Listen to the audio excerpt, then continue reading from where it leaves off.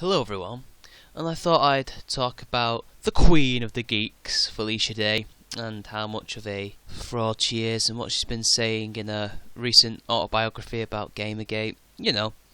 How we're all evil harassers, hell-bent on destroying small journalists, even though these journalists are part of huge networks of conglomerates, etc., etc. They're not these small fry that everybody says they are. So anyway, let's see what who I frequently refer to as a frightened rabbit in the headlights has to say retrospectively 1 year on.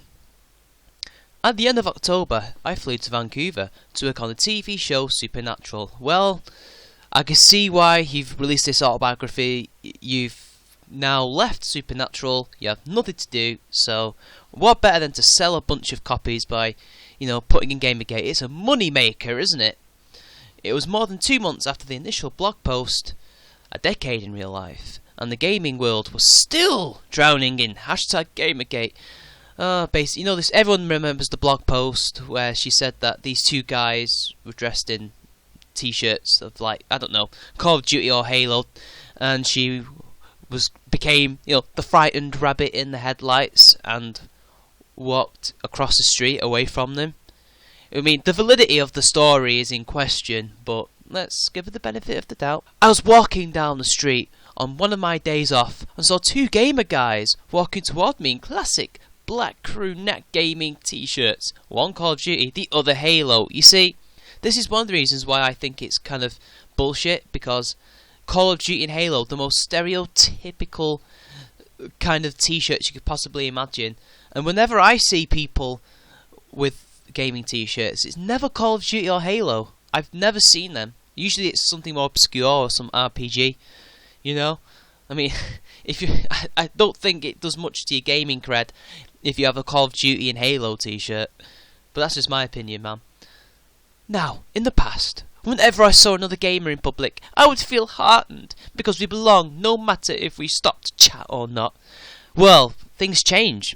Apparently, gamers sticking up for their consumer rights is apparently a no-go for you. This turns us all into evil harassers, that you're scared of us, for trying to, stick up for ethics. But let's continue. I would go out of my way to exchange a knowing glance, a supportive smile signalling, yeah dude, it's good that you game, I do too. See, she has to keep saying that, oh yeah, I'm a gamer too, I'm a gamer, yeah, I'm a gamer. You see, a true gamer doesn't have to tell everyone that, oh yeah, I'm a gamer, did you know I'm a gamer? I'm a gamer. Yeah, really, is this smile more of, hey, it's Felicia Day smiling at you, it's your queen, bow before me? Or is it literally a nice smile like, gamers, yeah. I see, if I saw her smiling at me and I was wearing a gaming t-shirt, I don't have any that I know of, I would kind of look at her like, why is she smiling at me? Oh well, smile back. It's nice to be noticed by someone for once. I didn't know it was her trying to show that, yeah, I'm a gamer, this is my cred, yeah, I'm flashing you my card right now. We were automatically compatriots in our love for something we both knew was awesome. You see, I question the validity of your love for gaming if you hate us all so much now, but let's continue. But as those two gamers walked toward me, for the first time in my life, I didn't have the impulse to say hello or smile. For some reason, as I approached the corner, I crossed the street instead. Poor Felicia Day. She has a paranoid moment and crosses the street. What a dramatic, terrible thing to have done for her. What a horrible moment in her life. I mean, she's a frightened little rabbit, and there's the snake like, and then she has to cross the street like, Anyway, let's continue. I sat down a few blocks later because I couldn't understand what I'd just done. Then I realised that because of the recent situation with #Gamergate, subconsciously I no longer assumed that a random gamer and I would be on the same page, or would connect just because of our love of gaming. Gamergate is a consumer revolt. You can still connect with gaming even if you two happen to disagree on the situation at hand. Really, what we're seeing is that you really don't like gamers that much. You've kind of just been using us to make money for the past couple of years, and quite frankly, there's nothing more showing than this. The fact that you would walk across the street because you just saw some plebs walking in front of you. Like, oh, the princess, the queen I cannot have these two plebs, these Call of Duty Halo fans in my presence. That's really what I get from you. There was a wedge in my world, she continues, where there had been none before. What wedge? You only ever used us for money. And for the first time in months, I got angry. Oh, anger! Let feed your anger. Sorry, guys. I wanted to write some shit down, son. Good for you. You wrote a blog, which made you pretty much fall out of favour with the entire geek and gaming community because you showed us what you really are, just someone who wants to use the community to make money. You're a fraud, basically, is what I'm saying. I pounded 5 espresso shots, ran back to my hotel room and wrote a Tumblr post about my experience entitled Crossing the Street. Crossing the Street. The new blog post by Felicia Day. And I tried to make it different from the tone of other writing on the subject. I tried to frame my argument in an empathetic way. You were not empathetic in that blog post at all. You came across as a very paranoid, very frightened rabbit. I know I keep using this metaphor, but that's what she looks like to me. She looks like a little rabbit, but not a rabbit that I'd want to cuddle. More a rabbit I'd run away from. Ironically speaking, that's like, it's a freaky rabbit. And this comes from a former rabbit owner, by the way. Not condemn. You did condemn the two gamers. You did condemn Gamergate. You are anti-Gamergate. You are against the gaming community. You are against the consumers. You only care about making the money, and that's fine. If you only care about making money, fine. But stop trying to pretend you're something that you're not. Okay? There are loads of actors and actresses who are proper nerds who don't need to plaster it around the internet and on every advertising board. They don't need to keep saying that, oh yeah, I'm a gamer, oh yeah, I'm a nerd, oh yeah, don't you know, I'm a nerd. Because that's what posers say. That's what posers do, Felicia, and I hate to say it, but you are a poser.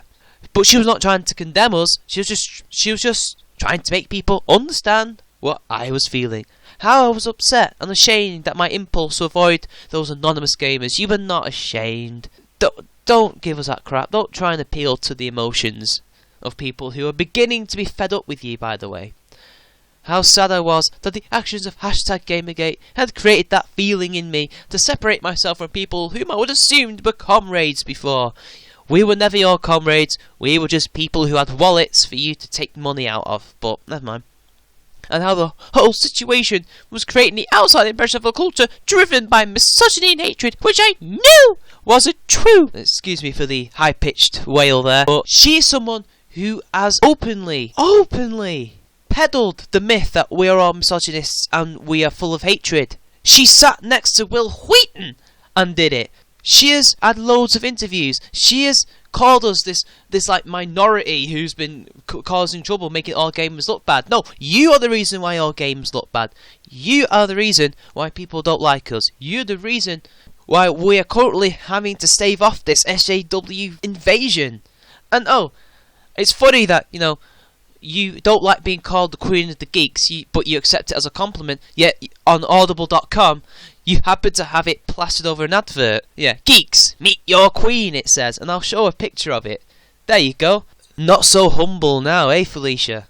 No, some of you saying, oh, come on, why are you picking on Felicia Day? Well, I believe that Josh Whedon and Will Wheaton are posers too. These are people who have come into the gaming community, or rather the geek community as a whole. With Will Wheaton, he happened to be on Star Trek. Apparently that gives him cred. No, it doesn't. You're an actor. That doesn't make you a geek.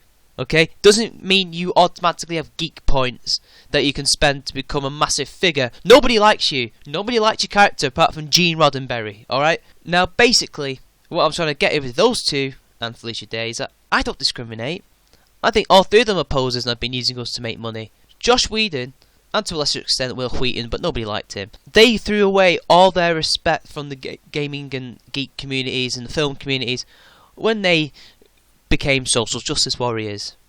And Felicia Day was always one anyway, and was just, being a bit more subtle about it. But anyway, I could go on. I mean, she's often tried to claim out Gigi as a Rasta, yet she's never once given us any solid evidence that we did harass her. Because she's just no better than the likes of Will Wheaton and Anita Sarkeesian and Zoe Quinn, who she defended, by the way. You know, she was one of the first ones to try and rewrite history and say that what happened to Aaron Joni never happened and it was all made up. But we know damn well it wasn't made up because he shared us their Facebook profile messages, and if that's not evidence, I don't know what is. So, you know, I've had enough talk about Felicia Day for one day. I think everyone knows she's a fraud. At least everyone in Gamergate knows she's a fraud. She's an actress who I've never really paid much attention to other than what she says about gaming and shit. So this has been CharmingMan93. Like and share the video, subscribe to my channel, and I will see you all later.